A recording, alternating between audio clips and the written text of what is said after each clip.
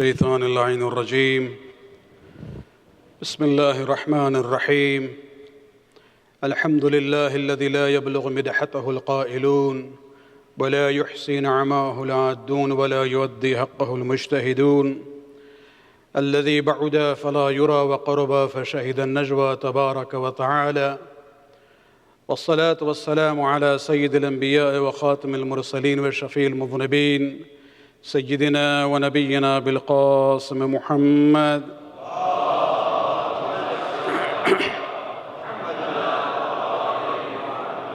وعلى أهل بيته الطيبين الطاهرين المعصومين الذين أذهب الله عنهم رجسا وطهرهم تطهيرا.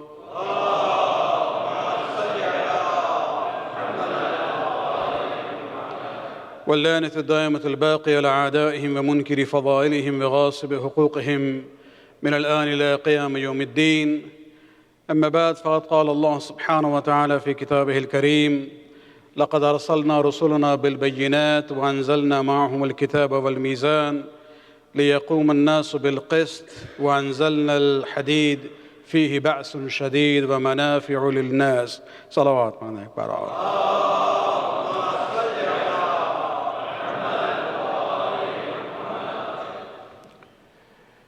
We've gathered to commemorate the shahadat of Amir al-Mu'mineen, Imam al-Muttaqeen, Ali bin Abi Talib alayhi salatu wa salam.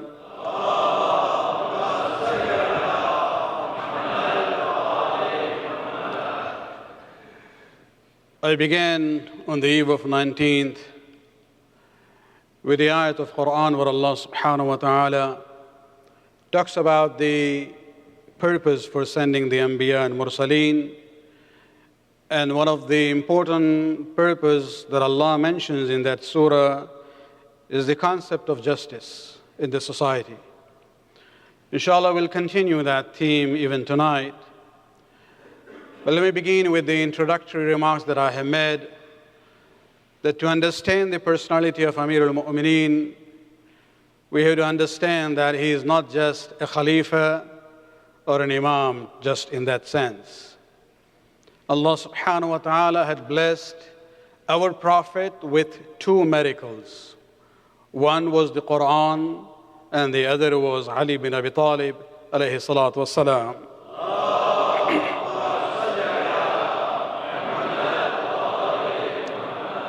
When you look at the message of Allah subhanahu wa ta'ala, when the message of Allah is condensed, it takes the form of the Quran. And when the same message is expanded, you see that in the form of Ali bin Abi Talib. There is no difference in that. The only difference is that this is a book and this is a living person. You know, popularly we use this term in the Shia societies where we talk about the Kitabullah, we say this is Quran as-Samit. It is a silent book. When we talk about Ali, we say he is Quran Natiq. He is the speaking Quran. You might not find the exact wordings in that way, but you will see even in Siffin, when the army of Muawiyah put the Quran on their spearheads to deceive these people of Iraq, Amir al-Mu'mineen said, you go and fight, even if you have to strike on that Quran, because this is just kitab, bayn ad-daffatain. This is a book. Between the two covers, it cannot speak. La budda lahu min turjaman. This book needs a spokesperson, and I am the spokesman of the Quran. And so you have the Quran as the book, and Ali is the one who speaks about it.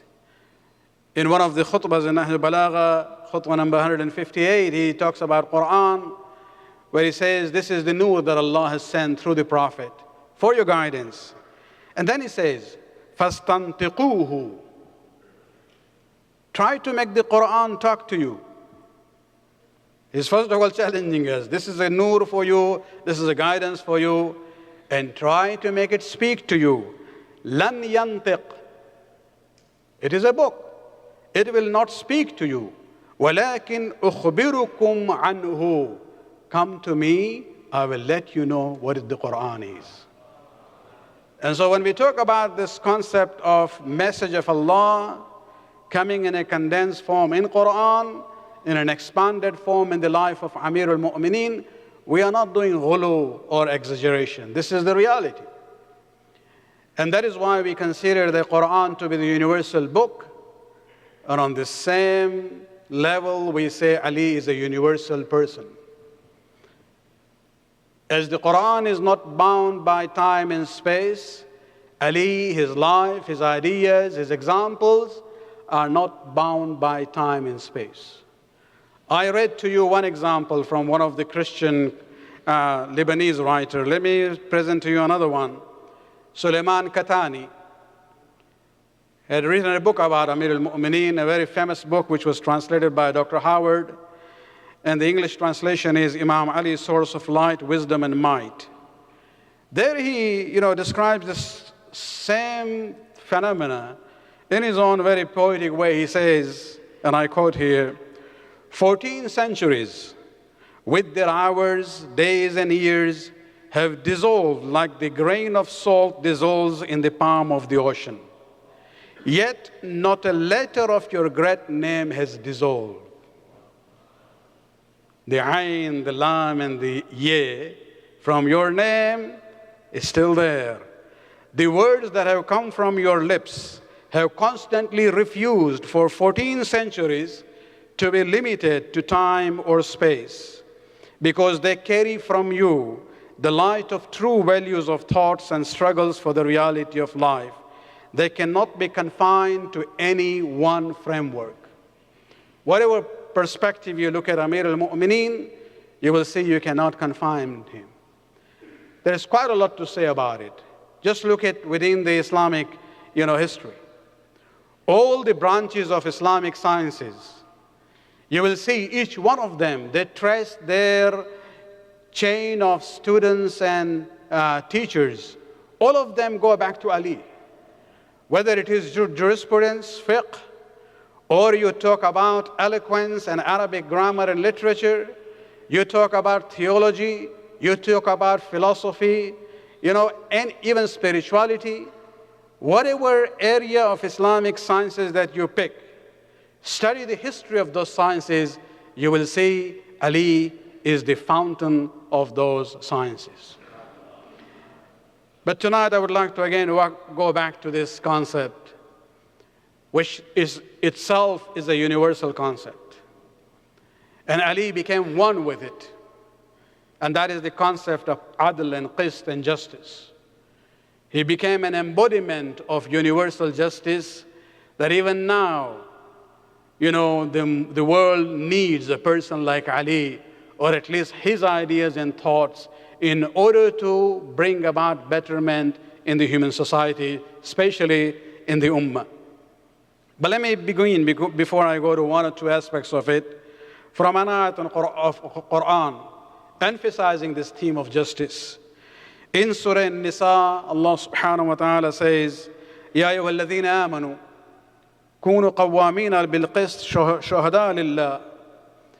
All you who believe, be maintainers of justice and fairness, and be witness for the sake of Allah.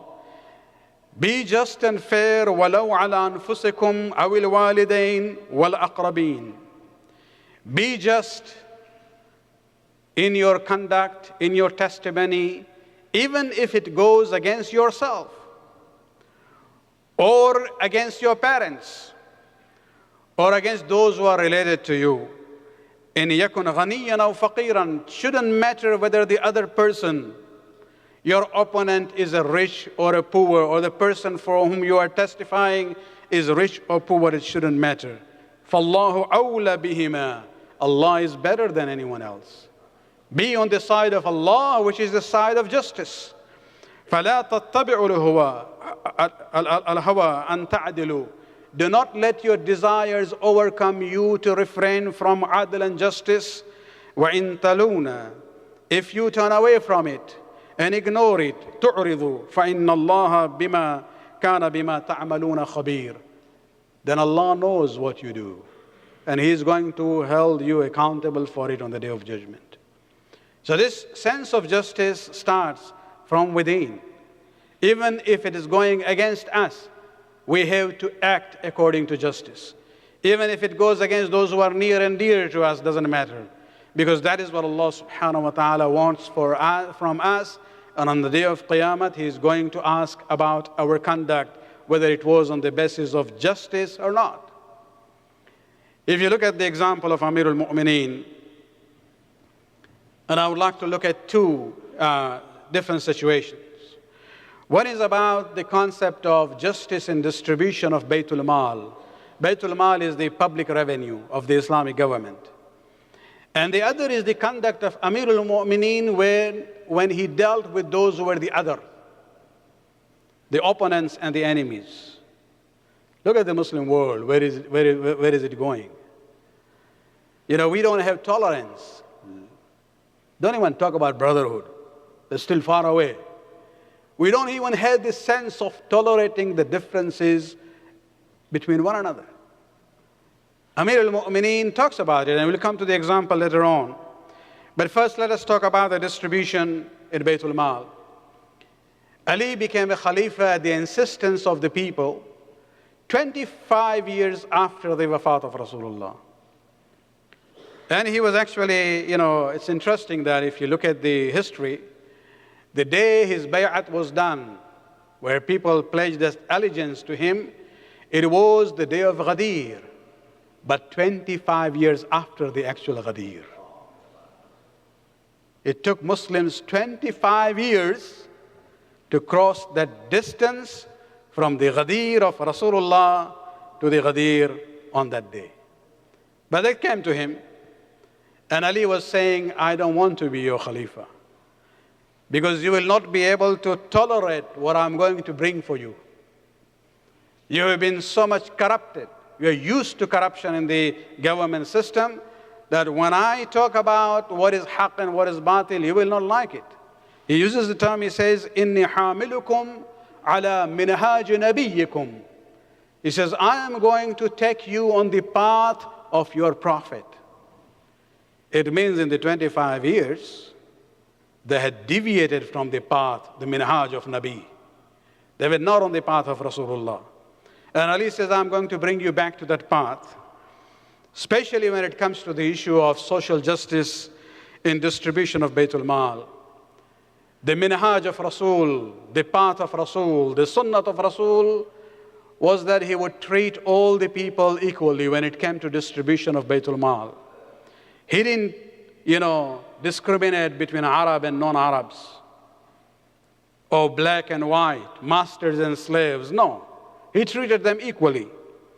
Unfortunately, later on things change, especially in the administration of the second Khalifa, where the Arabs were given more share than the non-Arab Muslims.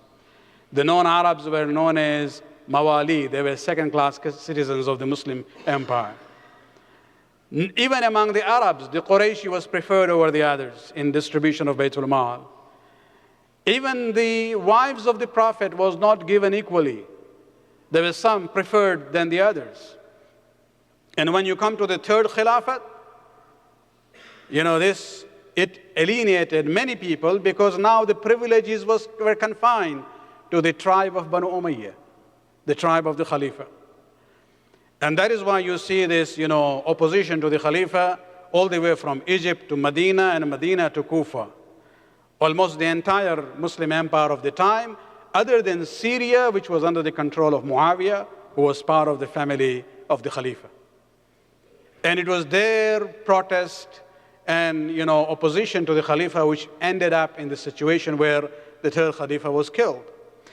And when you look at that, this is where you see that when Amir al-Mu'mineen is now accepted by the people as a Khalifa, the very first speech he gave, what do you call the inaugural speech of the new leader, look at the wordings he uses. He says, well, and I'm just not going to the Arabic.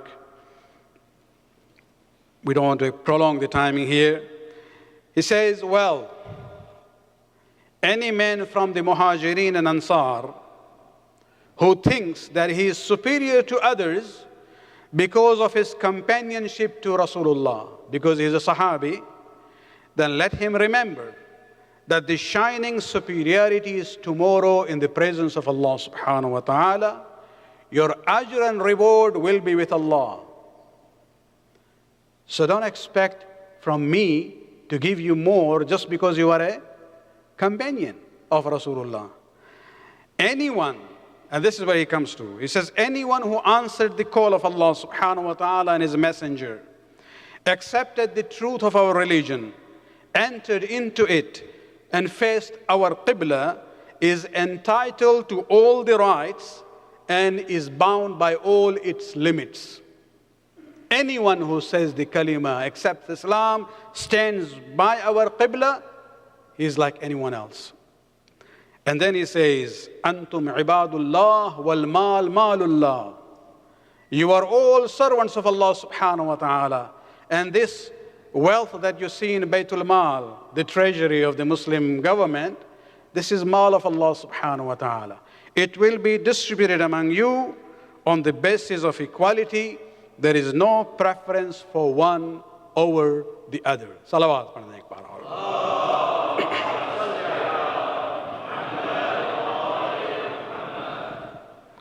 This is just a policy statement.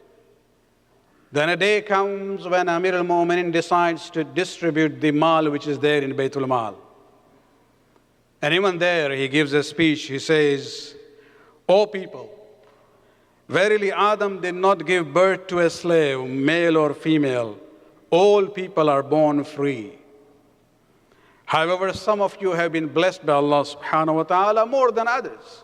So there is a difference in your economic, financial status. Let it be known that something from the revenue of the public treasury is present here, and we shall distribute it equally between the black and the white. And then the distribution started. Remember, these people are used to the privileges of the previous administrations. The Arabs against non-Arabs, the Sahaba against non-Sahaba, the Qurayshi against non-Qurayshi, the masters against the slaves. And so one of them, one of the Ansar by the name of Sahal bin Hunayf, came forward. And he was given 3 dirham. That was given to everyone. After him, his former slave came in the line after him. He also got 3 dirhams. Sahal bin Hunayf didn't like it. He felt humiliated and insulted. He comes to Amir al-Mu'minin and says, you're treating me and my former slave as on the same level? And that is where Amir al-Mu'minin looks at him and says, I looked at the book of Allah subhanahu wa ta'ala, and I didn't see any difference between the children of Ibrahim, whether from Ismail or Ishaq. Why do you think you are more superior to your former slave? I didn't see any distinction there. So you will get same as what he got. This is Ali. This is the justice of Ali that he was saying, you will not be able to bear my justice, the minhaj of Nabi that I'm going to take you on to. This was at that time. How close we are to that minhaj of Nabi and Ali. Do we treat people around ourselves in the same way? Or do we look at the issue of the tribes? Speaks my language, comes from my part of the world. This is not Jahiliyyah. This is Islam. This is the mazhab of Ali. This is tashayyu'. Let us return to the spirit of justice and equality when we treat one another in the view of Amir al-Mu'minin Ali bin Abi Talib alayhi salatu wassalam.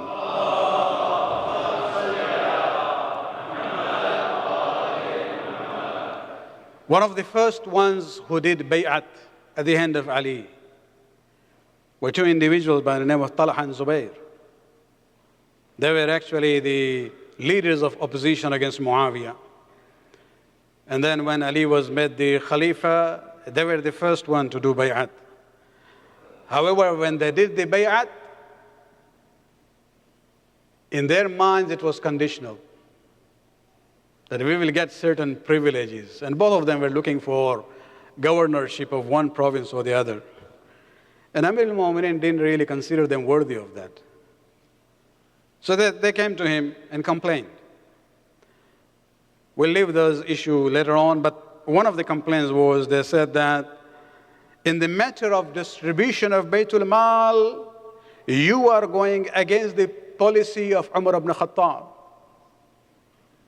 He used to, give us privileges compared to others, which we are the Sahaba. And Amir al-Mu'mineen responds to them by bringing the ayat of Quran and the Sunnah of the Prophet. And at the end he says, أَفَسُنَّةِ رَسُولِ اللَّهِ أَوْلَى بِالْإِطِّبَاءِ أَمْ سُنَّةِ عُمَرٍ. He says, what is worthy to be followed here? The Sunnah of Rasulullah or the Sunnah of Umar? And they had no arguments there. But this is where we see the difference between the policy of Amir al-Mu'mineen. And that is the reason why, when we are asked, why do you prefer the Ahlul Bayt? Sometimes the labels become very, misleading. A Sunni means somebody who follows the Sunnah of Rasulullah. A Shia as if he doesn't follow the Sunnah of Rasulullah. No, we follow the Sunnah of Rasulullah, but we look for the channel which is secure and direct and pure. For us, the minhaj of Nabi, the Sunnah of Rasul, comes from the path of Ali ibn Abi Talib alayhi salatu wassalam. Salawat alaykum.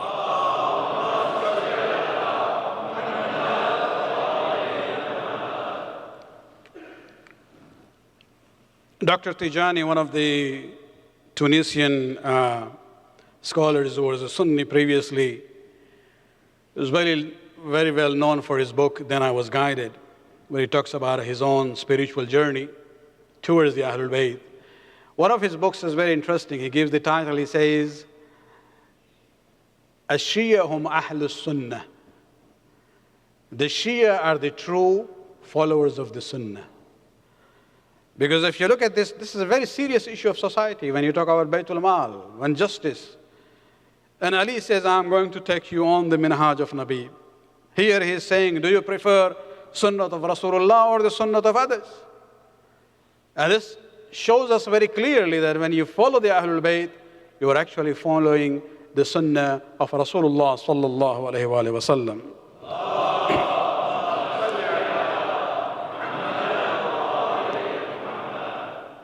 The main opposition in Jamal and then Siffin was all because of these issues. Same Talha Zubair and then turned against Ali. They became the leaders, all along with Aisha in the Battle of Jamal. This brings me to another part of the justice of Amir al-Mu'mineen, and that is about how to deal with the other. Those who don't like you, who are not in agreement with you.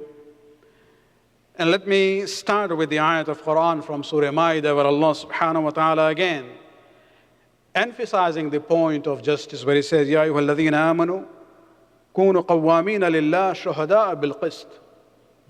O you who believe, be maintainers of justice in witnessing Allah subhanahu wa ta'ala. And then the statement, وَلَا يَجْرِمَنَّكُمْ شَنَعَانُ قَوْمٍ أَنْ لَا تَعْدِلُوا. Allah says, let not the hatred of a people force you to abandon justice. It means it might be a situation where people have been, unjust to you. They have done things to you that really you rightfully have hatred towards them. But he says, even then, even if you don't like somebody who has been bad to you, be just. This hatred should not push you to be unjust with them. اعْدَلُوا هُوَ أَقْرَبُ لِلتَّقْوَى. Be just. That is closer to taqwa and piety. وَاتَّقُوا اللَّهَ إِنَّ اللَّهَ خَبِيرٌ بِمَا تَعْمَلُونَ. Fear Allah. Allah is all aware of what you do. In both ayats here is saying, I know what you do. And I'm going to question you on the day of Qiyamah about it. You look at the Battle of Jamal. We are not going into the story here, but The way Amir al-Mu'minin even there doesn't allow the historians to say that Ali initiated the hostilities. He first wanted to resolve the problem on a peaceful manner, avoid bloodshed. He sends Abdullah bin Abbas, a prominent Sahabi, cousin of the Prophet, cousin of Ali. He gives him the Quran. He says, this is the Quran. Go to them. Apparently, with a symbol that I'm coming to negotiate. Where we hear, for example, they carry white flag. So it's not for fighting. So he goes there, talks to Talha and Zubair and Aisha, and he says, this is the Quran. Amir al-Mu'minin says, you have violated the bay'at. You pledge allegiance to him as the Imam and the Khalifa, and now you have violated that. He is saying, let us sit down on the basis of this Quran and resolve the problem. And they basically abused him. They said, there's nothing but sword between us. To the extent that when he was coming back, they even shot arrows towards him. None of them hit him. But that was kind of the violence that they were showing. And Abdullah bin Abbas said, Amir al-Mu'minin, there's no time really to talk to them. Why don't we just start the war? And Ali said, no. He says, no, we'll appeal again to resolve this on the basis of the Quran. And now he announces there, he says, I want a volunteer. يا من يأخذ هذا المصحف فيدعو إليه وهو مقتول وأنا ضامن له على الله الجنة. He says, I'm looking for a volunteer. Is there anyone who will come, take the Quran, and ask them to settle on the basis of the judgment of the Quran? And even if that person is killed, I guarantee in the name of Allah, Jannat will be given to him. I don't think anyone else could give that guarantee. But someone who is known as Qasimun Nari wal Jannah. In the words of Imam Shafi, in his poetry, he says, Ali is Qasimun Nari wal Jannah, is the one who divides people into Jannat and Jahannam. Imam Ahmad bin Hanbal was asked by his students that, what is your opinion about this statement about Ali that he is Qasimun Nari wal Jannah? And he told them that, well, haven't you heard the words of Rasulullah where he says to Ali that no one loves you but a mu'min and no one hates you but a munafiq? And they said, yes, we heard this. Then Imam Ahmad bin Hanbal asked the students, he says, tell me, where will Iman be and where will Nifaq be? He says, well, that is Jannat and this is Jahannam. He said, well, that is what it means, Qasimun Nari wal Jannah. Salawat pradhen ek baar.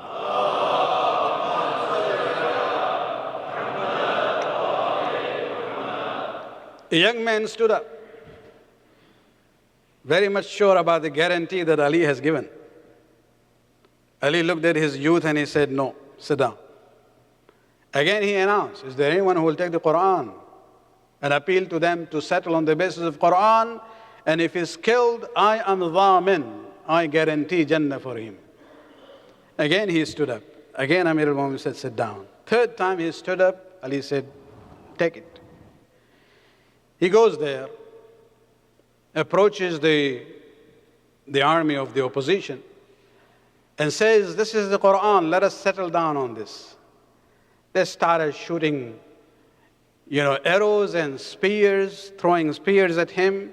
Eventually they killed him. And he went to Jannah with the zamanat and guarantee of Amir al-Mu'minin. Even then, Amir al-Mu'minin said, we will not start the hostilities.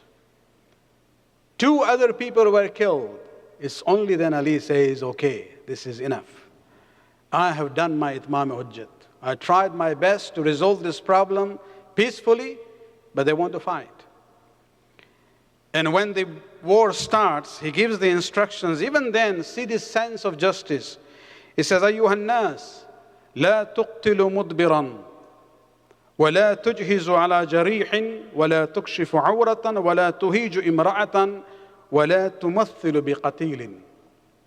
He says, "O people, do not kill the one who is running back, going away. Do not kill the wounded ones.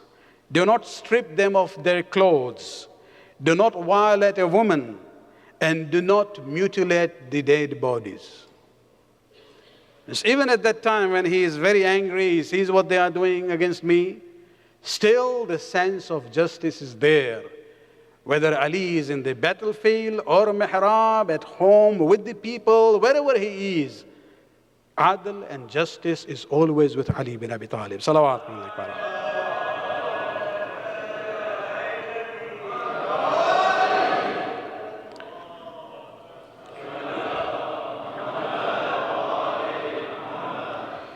This is the minhaj and the sunnah of Rasulullah.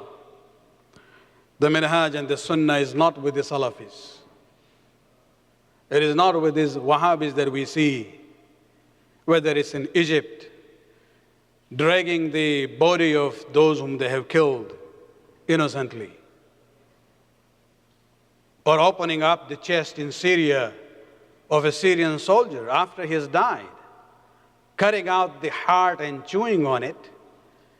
This is not minhaj al-Nabi. This is not sunnah of Rasulullah. This is the sunnah of Jahiliyyah. This is the sunnah of Banu Umayyah. This is the Sufyani tradition and not Nabawi or Alawi tradition. We have to maintain that difference. We have to maintain that moral ground and let the people know that if you really want to know the sunnah of Rasulullah, the Islam of Rasulullah, you have to look at the example of Amirul Mu'minin Ali bin Abi Talib alayhi salatu wassalam.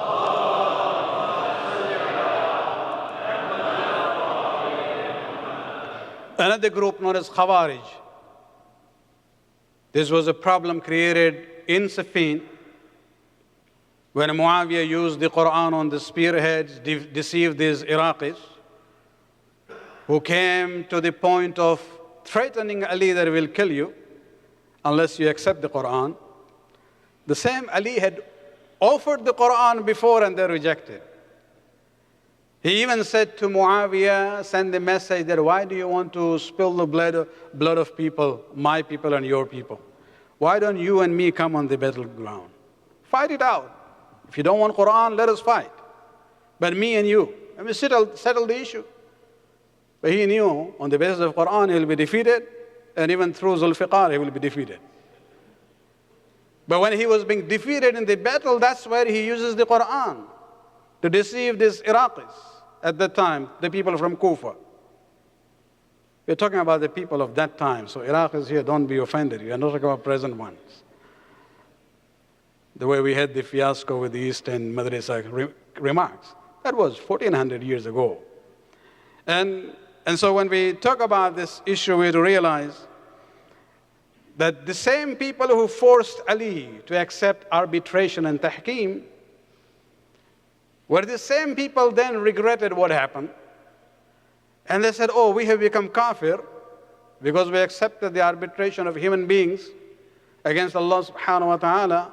And so we are doing tawbah. And they came to Ali and you also have become kafir. You do tawbah, otherwise we are against you. And this is the group of Khawarij. And they are, Ibn Muljim was one of them.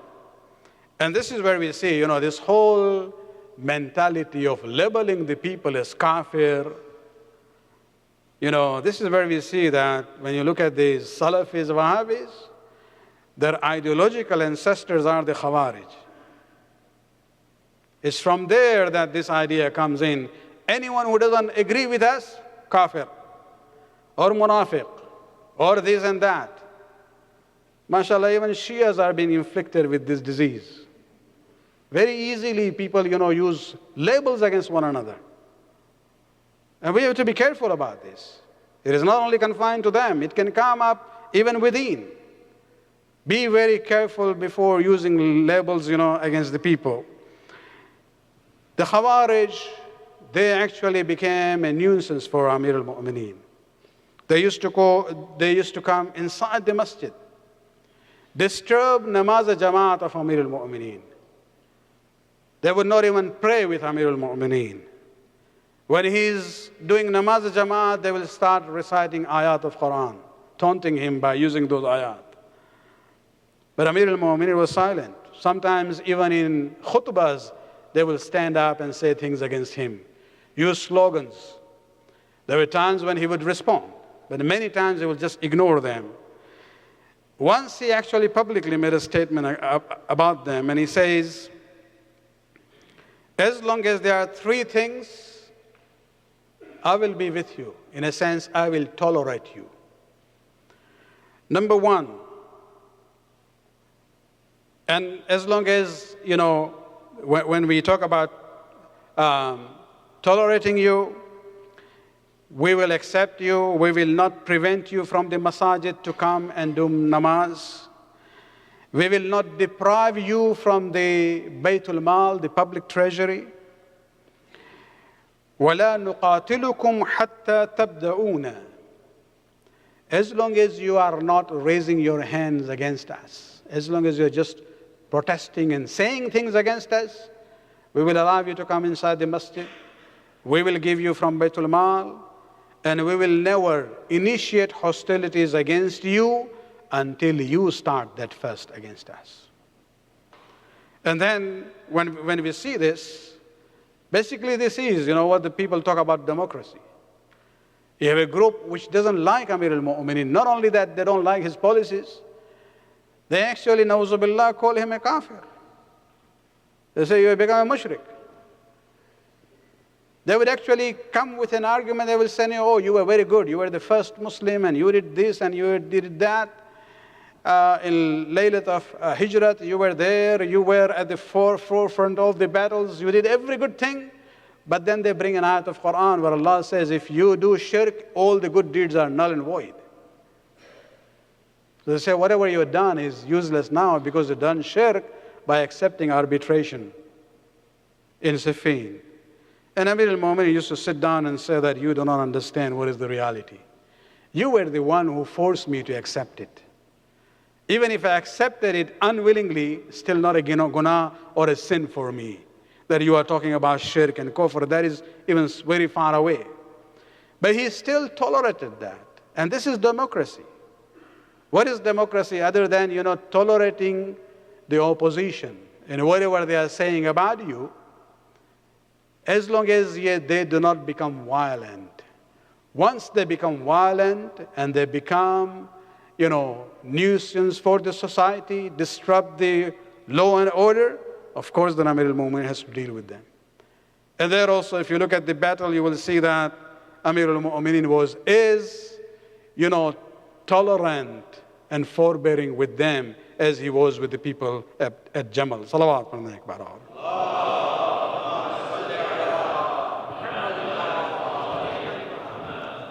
Nabi. Even Ibn Muljim.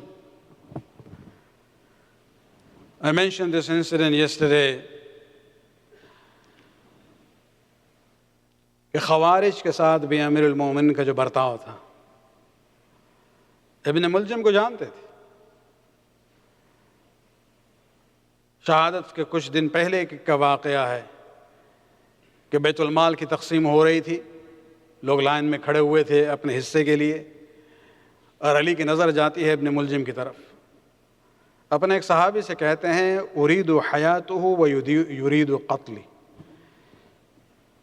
कि हम इसकी ज़िंदगी चाहते हैं लेकिन ये हमारी मौत चाहता है। तो सहाबी ने कहा कि अगर ये बात है तो अमीरुल मोमिनीन इसे गिरफ्तार करें आप। लेकिन बात वही है, खुदावंद आलम हमारे बारे में सब कुछ जानता है, हम क्या करने वाले हैं जानता है, लेकिन कभी भी सज़ा नहीं देगा जब तक हम अपने अमल न करें और फिर हिसाब किताब होगा क़यामत के दिन। अपने इल्म की बुनियाद पर सज़ा और जज़ा का तसव्वुर नहीं है, वरना वो खिलाफ अदल बात हो जाएगी। अमीर अल-मोमिनीन के पास इल्म गैब था, लेकिन इल्म गैब को इम्प्लीमेंट करते थे कभी भी अपने ज़ात के लिए नहीं, और हमेशा अदल इंसाफ के उसूल के मुताबिक जानते हुए भी उसे बैतुल माल से भी महरूम नहीं किया है। मस्जिद कूफा में अमीर अल-मोमिनीन को मालूम था किस मकसद के लिए आया है। ज़रबत लगाई है उसने, لیکن اس کے باوجود بھی خارجی ہوتے ہوئے بھی امیر المومنین کے اس عدل و انصاف کے جذبے کو آپ دیکھیں کہ جب امیر المومنین کو ضربت لگنے کے بعد لحاف میں لٹایا گیا اور گھر والے اور قریبی اصحاب اٹھا کے امام کو لے جاتے ہیں، اس شجیع بہادر کے لیے کتنی تکلیف دہ وہ مراحل ہوں گے مسجد سے گھر تک کے۔ وہ بندہ جو کسی کا محتاج نہیں تھا، کسی نے کہا کسی کا سہارا نہیں لیا ہے، لیکن آج وہ ضربت کا اثر تھا کہ علی اپنے قدم سے مسجد سے گھر تک نہیں آ سکے۔ گھر کے قریب جب پہنچتے ہیں، آپ نے سنا کل رات کو کہ امام نے اپنے گھر والوں سے کہا، امام حسن سے کہا کہ صحابہ سے کہہ دو کہ اور قریب نہ آئیں، اس لیے کہ آپ جانتے ہیں کہ بیٹے تو مسجد پہنچ چکے تھے، بابا کی حالت کو دیکھا تھا، لیکن جن بیٹیوں نے وہ آواز سنی تھی لَقَدْ قُتِلَ علی المرتضیٰ، یہ آواز جب سنی تھی اور آسمان میں گونجی تھی، زینب ام کلثوم اور دوسری بچیوں کی کیفیت کیا رہی ہوگی بس وہ خدا جانتا ہے، وہ جانتے ہیں، علی جانتے تھے کیا کیفیت